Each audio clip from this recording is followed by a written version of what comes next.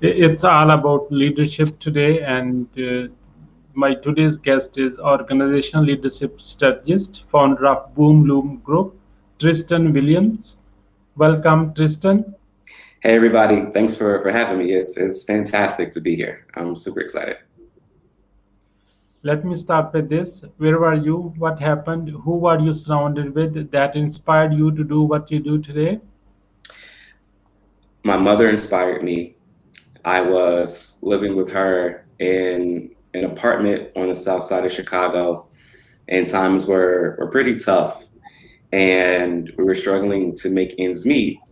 And I had a clothing company where I was kind of making acrylic designs on t-shirts and jeans and everything like that. And I got to screen printing and I was paying someone to do that. So the guy was charging me like 20 bucks a t-shirt and it was cutting into my profits. Like I didn't know these words or these phrases at the time. And my mom said, you can learn to do that. And that was the moment that everything shifted for me when she empowered me to solve my own problems. And I just kind of felt like she gave me the path to create my own destiny by kind of cutting out the middleman. And it was learning how to screen print to like further this little bitty business that I had in high school. But that was the moment that things like really opened up for me when my mom just empowered me and said, "You can learn how to do that. You don't need anybody to do that for you." I was like, "Wow, I'm gonna learn how to do that." What are the top three mistakes to avoid? The top three mistakes to avoid, I think, in any business or leadership endeavor, one is to assume that your communication has been clear. I've often found, myself in situations or just others in situations where we say things, we hear the words come out of our mouths, and we assume it was heard the way that we said it. But a person can be hearing something completely different and internalizing something, and it just creates two different worlds completely. So I think, double checking, not making any assumptions that your communication has been clear. I think number two, a mistake to avoid is taking too long to get started on anything. I completely believe in the agile method. I completely believe in, kind of fail fast. Let's get it out there. Don't make it perfect. And I would say the number three thing to avoid or mistakes to avoid is not believing in yourself more than anyone else does. You just have to believe in your ability to achieve, your ability to inspire, your ability to get the job done 10 times more than anyone else does, because that belief and that faith in yourself is going to carry you so far. And sometimes all you have is faith in yourself because times get tough and difficult sometimes. So um, don't not believe in yourself. Huge mistake. What is your greatest failure story? What did you learn and how did you recover from it? Greatest failure story. I was managing partner in a global startup that was essentially an accelerator. So we were putting teams together of folks from all across the world, different countries, and having them work together for 6 months to compete for funding.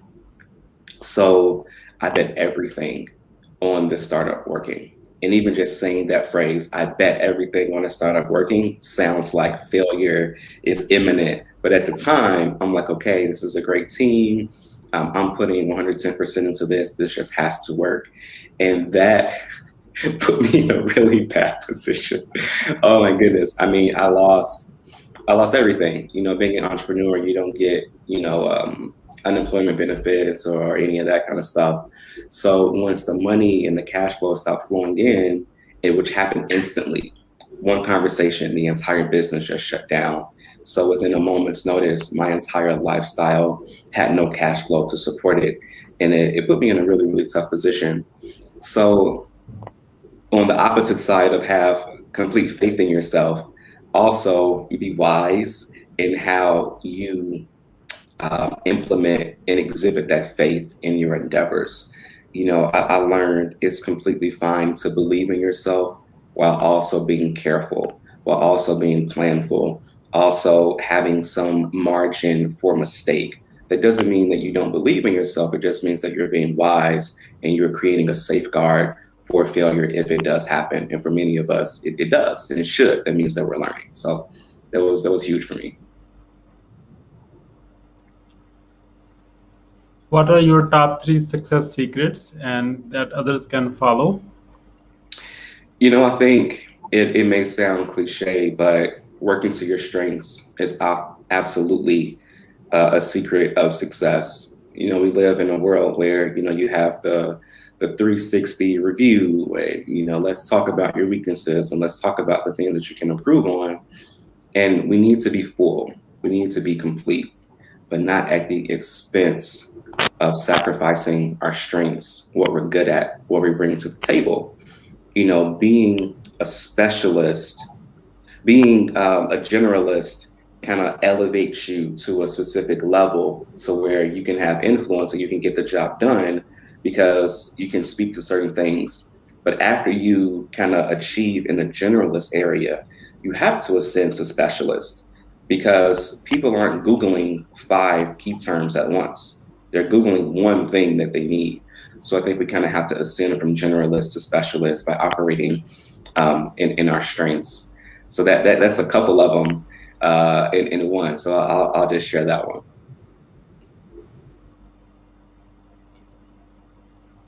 What is the most impactful business book you have read, and what did you learn from it? This little gem here by Stephen Covey is one of my favorites. 7 Habits of Highly Effective People. I literally remember being on the train as a college student reading this book. I remember the visuals, the wisdom from this book is just imprinted visually in my mind. And I believe it's habit number 2, begin with the end in mind, which means before you start anything, even though it may have several phases, several steps, multifaceted process, you have to know what the end is. Because if you don't know what you're building to or what success looks like, you can just be chomping at the bit, working, doing a bunch of activity, and never really landing at success because you never really took the time to figure out what success looks like before you got started. So begin with the end in mind is some of the best advice I've ever received. What do you want to be remembered for? I would love to be remembered for participating in a global phenomenon where our fulfillment was as important as the organization's bottom line. Businesses are built to make money, and that's how they survive. But I think as there are trillions of people in the world who kind of work in a variety of different workplaces, that workplace fulfillment is what contributes heavily to quality of life. So I think leadership is a quality of life issue for millions of people around the world. And if I can just be a part of shifting our mindset morally as business leaders and as leaders in general to say we have a moral obligation to be adept leaders because we're responsible for the quality of life of people that report to us, I would be thrilled. How do you overcome a challenge life throws at you? I eat chocolate and take a nap. No, that's part of what I do. Actually, I find chocolate when things get tough. Absolutely, and I love a good nap. But just this morning, I was having a little bit of a tough time, and I said, Tristan, you're stressed. What are you stressed about? So I kind of coach myself. There's an activity that I'll do is, what is the greatest challenge that you're going through right now? And it's just a simple question. If you were someone else, what advice would you give yourself? And just kind of stepping outside of the situation just helps you think so much more clearly. We can give our friends great advice all the time. Oh, yeah, that's simple. You go ahead and do blah, blah, blah. But when it's us, it's like, oh my goodness, I have no idea what to do. I'm so overwhelmed and stressed. So just kind of separating myself from the situation really helps me to overcome challenges because we're all smart people. We all know how to problem solve. We just get stuck in our own mess sometimes. Once you have a revenue generating idea, how do you convince your significant other? I don't believe there is a cookie cutter answer to this response. It really depends on your spouse's frame of thinking and what their need is. So typically, this is an overgeneralization. And in my situation, it's very different than this overgeneralization, but I'll just share it. If you're a man and you're married to a woman in a kind of a quote unquote traditional marriage, safety and security is going to be extremely important. Or even if you're just the highest income earner or breadwinner in your relationship, safety and security is going to be important. So you have to speak that language of safety and security, sharing your plans long term. This is what I intend to do. This is what success looks like for me, and this is how I'm going to keep us afloat. But you also have to manage balancing that vision, because if you're an entrepreneur, you're talking vision and big ideas a lot. You really have to balance that with some execution and some proof along the way. So I think just being careful with managing both and just kind of being attentive to what your spouse needs and meeting those needs through your communication is pretty important. What do you want to be? What do you want to do when you grow up? Sometime I even cannot read my own language, so I'll Yeah, say it you, again. I'll ask the question again. So, what do you want to do when you grow up? I just want to talk. I want to talk and I want to share ideas. That's all I want to do. I think this season is about providing clients with high value and high service and building a team around me to help do that. But at a certain time, I really just want to write, research, and speak.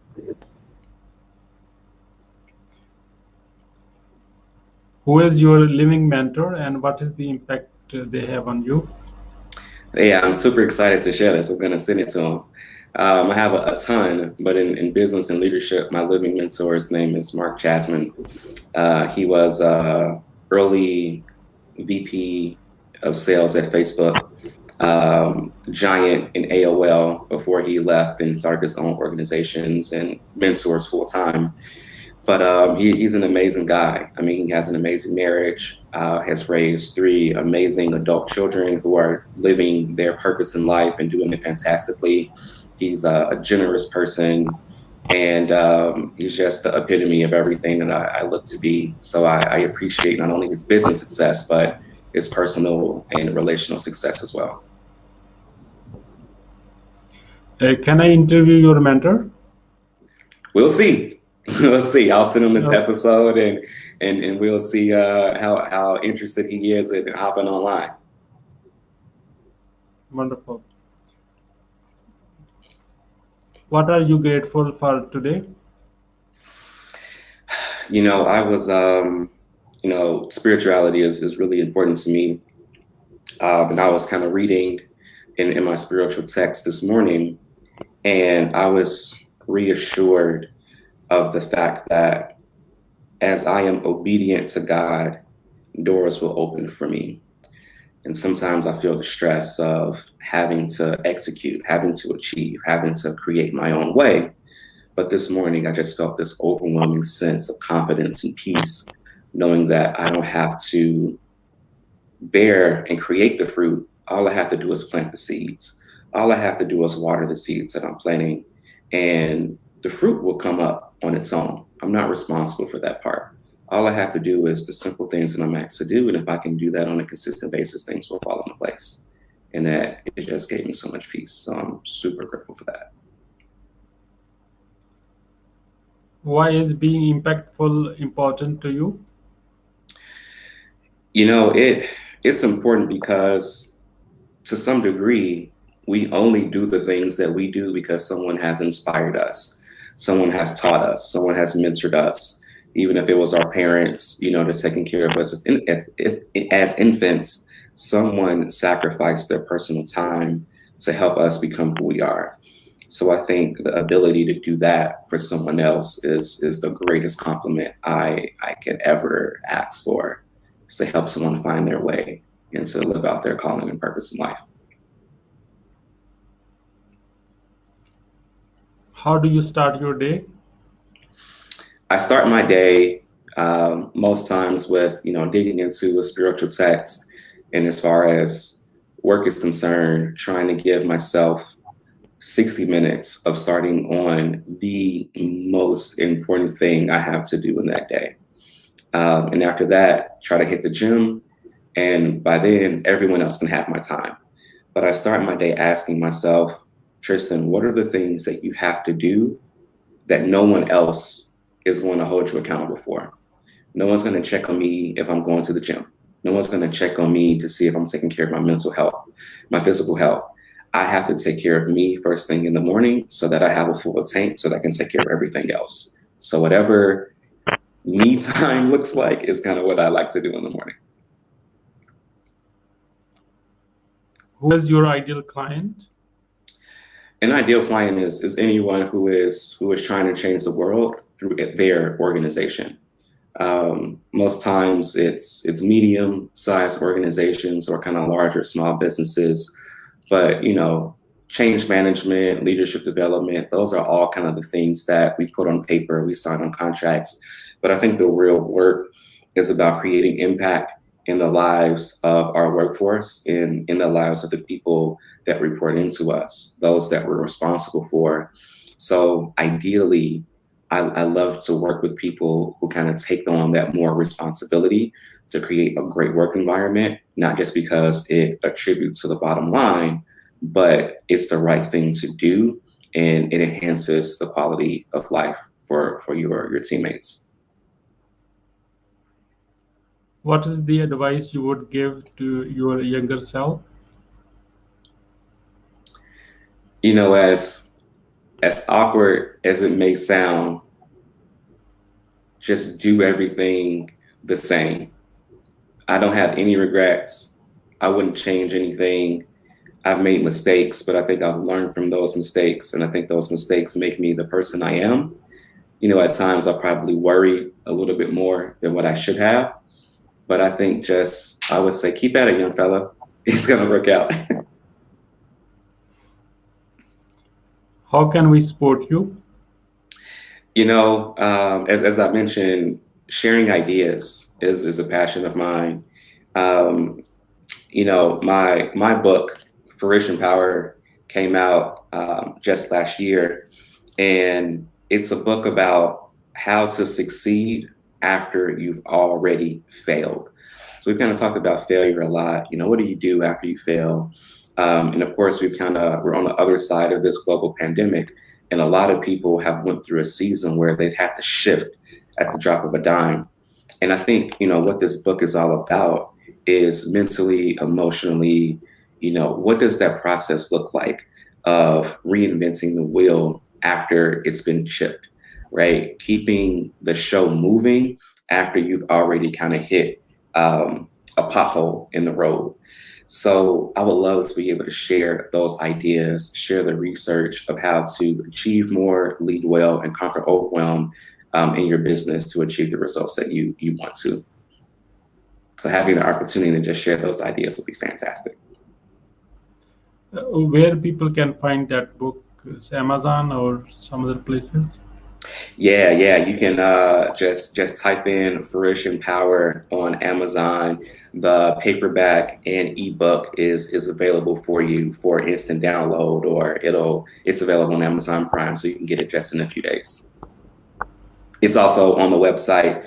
Boomloopgroup.com has a link to the Amazon link if you're having issues with that. What would you say your guest experience on the show today? I love it. It's kind of rapid fire, one after one, boom, boom, boom, boom, boom. So I love it. It's humbling to be able to share with you and with your listeners and with your audience. So I'm just really humbled and grateful for the opportunity to share some thoughts and ideas and personal experiences that may be able to help someone else. What would you say as a final word? As a final word, to anyone who's out there listening, I would say being intentional about designing your life is the most important thing that you can do. Think, I kind of heard this from Tony Robbins. Most people spend so much time making a living that they never take the time to design a life. And for me, what that looks like is just kind of working out your life's calling, your life's purpose. And if you are in leadership, knowing that your purpose is to lead others well, and that there is a moral obligation to be the best leader you can be, because everyone else who reports into you is affected by your leadership IQ. And I just want people to just carry that weight intentionally and to lead and serve well.